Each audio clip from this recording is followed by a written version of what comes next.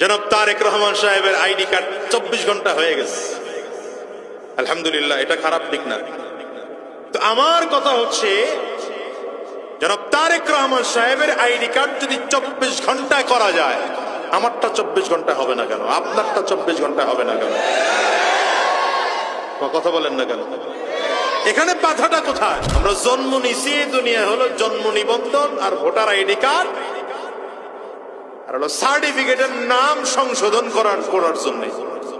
এটা করতে করতেই তো জীবন পার। ঠিক না বেঠিক বলেন?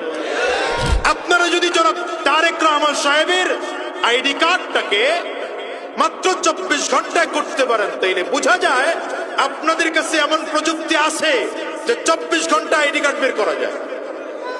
আপনি সাধারণ মানুষকে সার্ভিসটা দিচ্ছেন না কেন? সুদ খাওয়ার জন্য, ঘুষের ব্যবসা করার জন্য। কি কথা বলেন না কেন?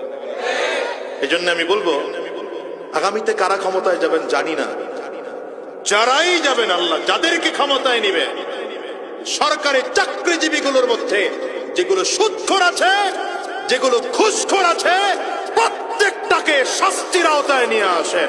এই বাংলাদেশ অটোমেটিক সুন্দর হয়ে যাবে।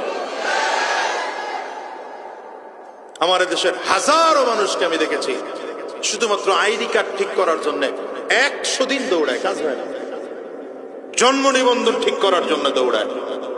আমি এই জন্য এলাকায় যখন দায়িত্ব আমার আসলো, আমি প্রথম ঘোষণা দিয়েছি যে আমি জন্ম নিবন্ধন সংশোধন করে দেব তো দিবই, সরকারি ফি যতটুকু আছে সেটা পর্যন্ত কারো কাছ থেকে নেব না, আমি নিজের টাকায় সেটা করে দেব।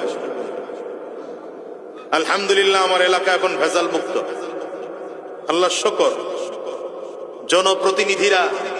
জনপ্রতিনিধি হইল যে আমার আয়সা আমার যেটা কাজ করতো এটা আমার প্রস্তাব দিছে, হুজুর 100 টাকা করে, স্বাক্ষর দিলে 100 করে। বুঝেন নাই কথা? আগের জন্য যেমনি দিছে, পরের জন্য যে এমনি প্রস্তাব দিব। বললাম কোনো 100 নাই, তুমি টাকা নিবা কম। আর আমি এটা ফ্রি করার ঘোষণা করে দিছি, নতুন আইডি জন্ম নিবন্ধন করবে তো ফ্রি, স্বাক্ষর দেব তাও ফ্রি। আমার তো জনগণের টাকা খাওয়ায়া ভোট নেওয়া লাগে নাই, তো আমি জনগণের সেবা দিতে গিয়ে টাকা খাবো কেন? এখন আপনারা যাদেরকে টাকা খাইয়া ভোট দেন, তার কাছ থেকে সেবা নিতে গেলে তো টাকা দিয়েই সেবা নেওয়া লাগবে। কি কথা বুঝেন নাই? আমাদের চরিত্র ভালো না তো, আমাদের এদেশের চরিত্র ভালো নয় জাতির।